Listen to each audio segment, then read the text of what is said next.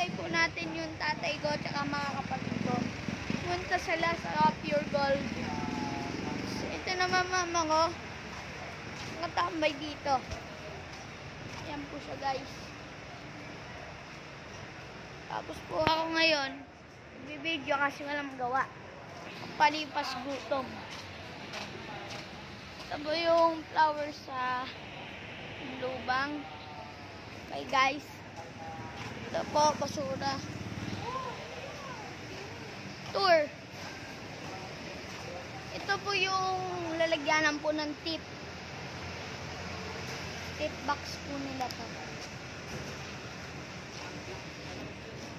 Dahil po ako'y mabait.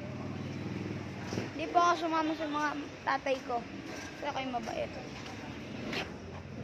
Guys, alam nyo ba? Na itong 500 dito.